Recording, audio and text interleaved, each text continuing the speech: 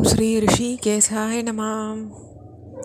நம்ம பகவத்கீதையில் அர்ஜுன விஷாத யோகத்தை பார்த்துட்டே வரோம்.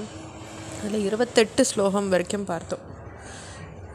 தான் சமீக்ஷிய ச கௌந்தேய சர்வான் பந்தூன் அவஸ்திதான்றதை வரைக்கும் பார்த்தோம். அப்படி கௌந்தேயனான அந்த அர்ஜுனன் தன்னுடைய பந்துக்களை நன்னா பார்த்துட்டு அதிகமான கருணையினால் வெசனம் அடைஞ்சு இதை சொன்னார் அப்படின்னு வருது. கிருபையா பரையா விஷ்டோ விஷீதன் ஈதமப்ரவீத் அர்ஜுன உவாச்ச திருஷ்டுவே மம் ஸ்வஜனம் கிருஷ்ண யுயுத்சும் சமுபஸ்திதம்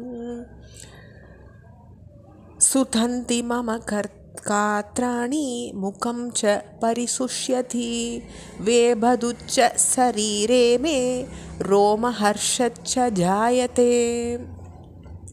அப்பா கிருஷ்ணா, போர் புரிய விரும்பி கூடியிருக்கிற இமம் ஸ்வஜனம் இந்த உறவினர்களை பார்த்து என்னுடைய அவயவங்கள் காத்ராணி அவயவங்கள் சோர்வடையிறதுப்பா.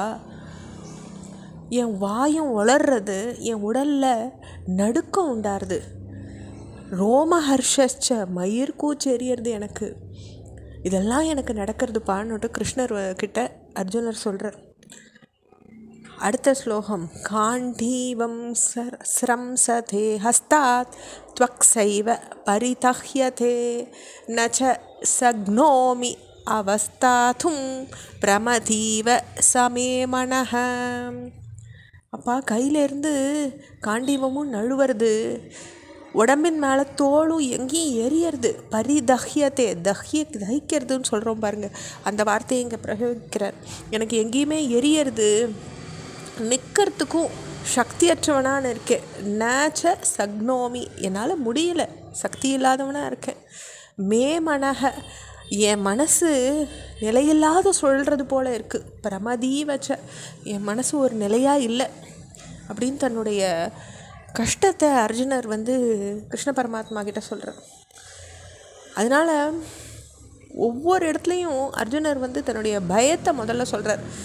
உடலை துக்கம் பீடித்ததையும் மனசுலையும் துக்கம் சூழ்ந்துன்றதையும் இந்த ஸ்லோகங்கள்லாம் விவரிக்கிறது. அடுத்த ஸ்லோகம் நிமித்தானி ச பஸ்யாமி விபரீதானி கேசவ ந ஸ்ரேயோனு பஸ்யாமி ஹத்வா ஸ்வஜனமாகவே. கிருஷ்ணா, விபரீதானி நிமித்தானி ச, தாறுமாறான அபசகுணங்களை நான் பார்க்குறேன்ப்பா. பஸ்யாமி, நான் பார்க்குறேன்ப்பா. யுத்தத்தில் ஸ்வஜனம், அதாவது சொந்த ஜனங்களை, ஹத்வா, ஹதம்னா கொன்னுடுறது, அப்படி கொன்று ஒரு நன்மையும் ந அனுபஸ்யாமி, நாங்கள் பார்க்கலப்பா. இதெல்லாம் எனக்கு மனசு ரொம்ப கஷ்டமாக இருக்குது. அதனால் என்ன நன்மை உண்டாக போகிறதுன்னு எனக்கு தெரியலங்கிறது. ந காங்ஷே விஜயம் கிருஷ்ண ந ச ராஜ்யம் சுகானி ச கிம் நோ ராஜ்யேன கோவிந்த கிம் போஹை ஜீவிதேனவா. கிருஷ்ணா, வெற்றியை நான் பார்க்க விரும்பலை. நான் காங்ஷே, நான் விரும்பலை. அரசையும் சுகங்களையும் கூட நான் விரும்பலை. ராஜ்யம்ச சுகானீச்ச, அதுவும் அப்படித்தான், நான் விரும்பலை. கிருஷ்ணா, நமக்கு அரசால் என்ன பயன்? போகங்களாலேயும் வாழ்க்கையாலேயும் தான் என்ன பயன்?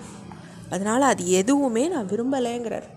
ராஜ்யேன கோவிந்த கிம் போகை ஜீவிதேனவா. இந்த மாதிரி போகங்களாலேயும் வாழ்க்கையாலேயும் வாழ்ந்து என்ன பண்ண போகிறேன் அப்படின்னு கேட்குறார். ஏஷா மர்த்தே காங்ஷிதம் நோ ராஜ்யம் போஹா சுகானி ச த இமேவ ஸ்திதா யுத்தே பிராணான் த்யக்த்வா தனானி ச.